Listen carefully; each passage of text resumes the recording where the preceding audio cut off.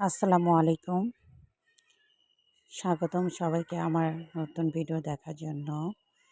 সবাই কেমন আছেন? আমরা আলহামদুলিল্লাহ বাচ্চাদের নিয়ে ভালো আছি। আজকে একটা নতুন ভিডিও করলাম আপনাদের জন্য। কিন্তু আপনারা অবশ্যই আমার ভিডিও দেখবেন। আর আমি যা করি তাই ভিডিওর মধ্যে ফুটিয়ে তোলার চেষ্টা করি। এই তো দেখতে পাচ্ছেন আজকে সকালে এসে প্রথম আমি কলিজা ভুনা করব আর হচ্ছে মাছের তরকারি রান্না করব।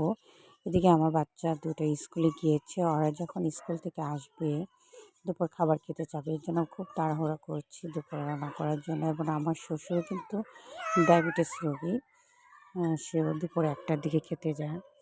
আর আমি নতুন হিসেবে অবশ্যই আমার ভুল ত্রুটিগুলো ধরিয়ে দেবেন।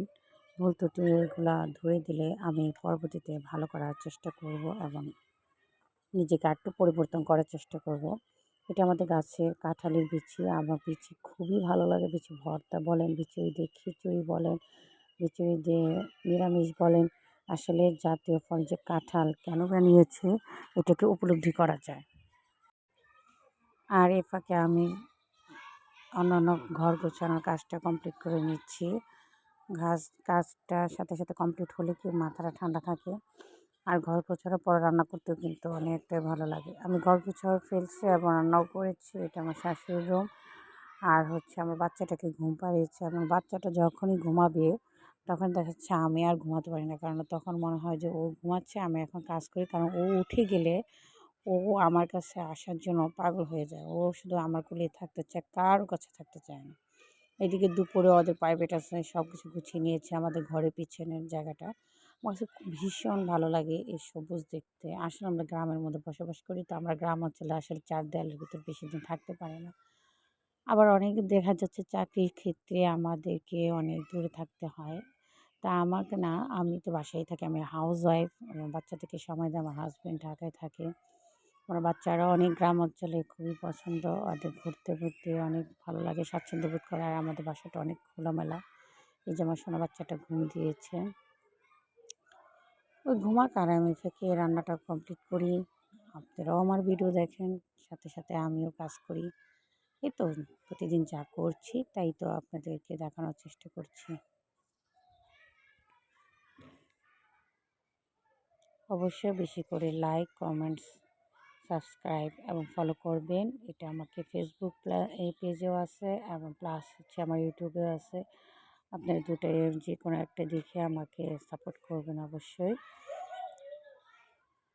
আর আজকে দেখেন অনেক সুন্দর রোদ হয়েছে। আর ঈদের পরে অনেক জামা কাপড় জমেছিল, সেগুলো আমি আস্তে আস্তে অল্প অল্প করে ধুয়ে ধুয়ে সেগুলো ওঠানোর চেষ্টা করছি। ওয়াশিং মেশিনটাও নষ্ট হয়ে গেছে। মানে এদিকে গরম, প্রচণ্ড কাজ। বাসায় আসার পর আর রেস্ট নিতে পারছি না। এই যেদিকে আমি কলিজা ভুনা করছি, আজকে আমি কলিজা ভুনা করবো আলু দিয়ে। ভালোই লাগে, কলিজা ভুনাটা আমার কাছে খুবই পছন্দ। বা আজকে বাচ্চারা খুব পছন্দ করেছে। আর এদিকে আমার হাজব্যান্ডের জন্য তরকারি রান্না করে রাখবো। মানে আগের দিন রান্না করে রাখলে সকাল ভোরে যখন ও চলে যায় তখন আমি গরম ভাতটা রান্না করে দিলে আমার সুবিধা হয়। আর বাচ্চা যখন ছোটো, ওর জন্য আমি দেখা যাচ্ছে অনেক সময় একটু লেট হয়ে যায় বা তাড়াহুড়ো করে রান্নাটা করতে পারি না। তার তরকারিটা রান্না করতে অনেক দেরি হয়ে যায়। এর জন্য আমি আগের দিন একটু তরকারিটা বা ভাজিটা রেখে দেওয়ার চেষ্টা করি। সেটা ও ওভেনে গরম করে খেয়ে ফেলে। ও খুব হেল্পফুল। যদি ও আবার হেল্পফুল না হতো তাহলে এটা এইভাবে করা যেত না। আসলে আমার রান্নাটা অনেক আগেই হয়ে যেত, কিন্তু আসলে বাচ্চাটা এত ছোট। আর আমার বেবিরা হচ্ছে ঘুম থেকে উঠে আমার কাছে আসছে, আমার রান্না করতেও আজকে অনেকটা লেট হয়ে গেছে। আর এই যে খাবারটা আমি ওর জন্য বেড়ে রাখবো, ঠান্ডা হয়ে গেলে পরে আমি ফ্রিজে রেখে দিই। সকালে শুধু আমি একটু গরম গরম ভাত রান্না করে ওর একটু দিয়ে দেবো। আসলে কি আমার বাচ্চাটা অনেক ছোট বলে ও অনেকটা হেল্পফুল। আর ও যদি না নিত ঠান্ডা খাবারটা তাহলে কিন্তু আমিও দিতে পারতাম না।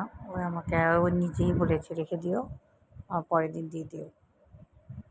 এদিকে আমি মাছগুলো ভালো করেই মশলা দিয়ে মেখে নিয়েছি আর ভেজে নেব। আমার ভিডিও কেমন লাগে অবশ্যই কমেন্টস বক্সে জানাবেন। আমি অনেক উৎসাহিত হব, আমার ভালো লাগে আপনাদের কমেন্টস পড়তে। আর আমি কমেন্টস পড়ার জন্যই মানে আগ্রহ করে আসলে ভিডিওটা করে, তখন আমি চেক করি কে আমাকে কমেন্টস করেছে, আমাকে কী সাজেস্ট দিয়েছে।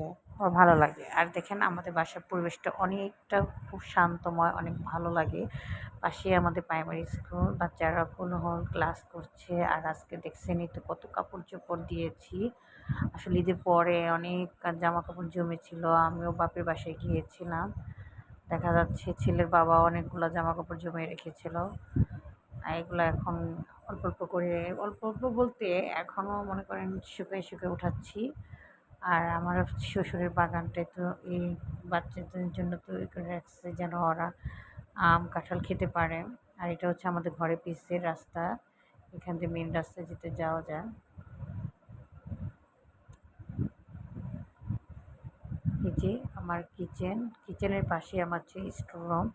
এখানে আমাদের যত গুদামজাত করে রাখা হয়, যেমন শস্য, আমাদের ক্ষেতের শস্য এগুলা, সরিষা, আর হচ্ছে আমাদের গম বলেন, তারপর ধান বলেন, সব কিছু আমরা রেখে দিই।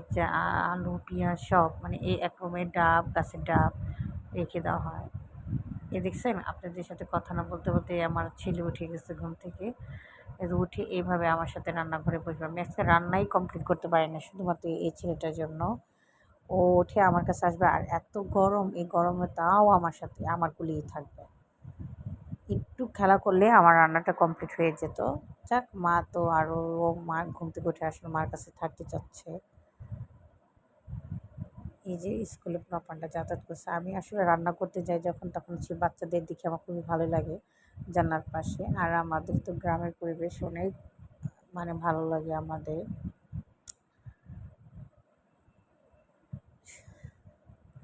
রান্নার মাঝে আপনাদের সাথে কথা বলছি। আর আমার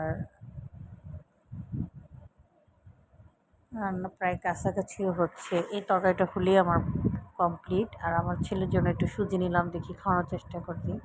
তা সে খাবে কি আমার হাত থেকে চামচ দিয়ে নিজেই সে খাওয়ার চেষ্টা করতেছে, কিন্তু কিচ্ছুই খাচ্ছে না। এগুলো জাস্ট তার অভিনয়। এই যে আমার কথার মাঝে কিন্তু তরকারি রান্না কমপ্লিট।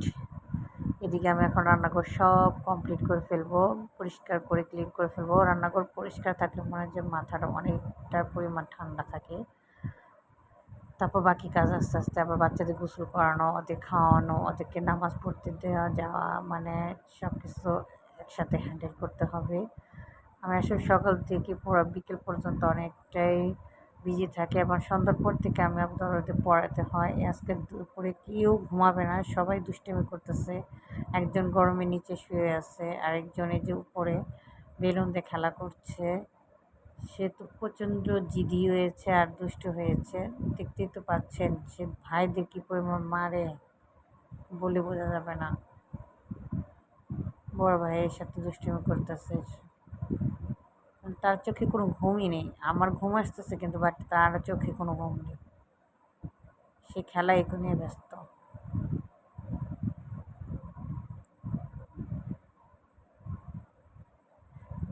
আরেক ছেলে খেলতে যেয়ে হাতে ব্যথা পেয়েছে। মানে একটা না একটা মানে ও মানে আছে। বড় ছেলের সাথে খেলতে গেছে, সেখান থেকে পড়ে যেয়ে হাতে ব্যথা পেয়েছে। এখন বুড্ডুর দিকে বরফ দিয়ে দিই। আর এই যে বিকালের নাস্তা বানাচ্ছি।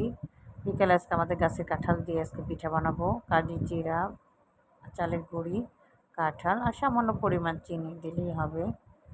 কারণ কাঁঠালে প্রচুর পরিমাণ মিষ্টি থাকে, এত চিনি না দিলেই ভালো। পিঠেগুলো অনেক আসলে সামান্য একটু সোডা দেওয়া ছিল, একটু ফুলছেও পিঠাগুলো অনেক।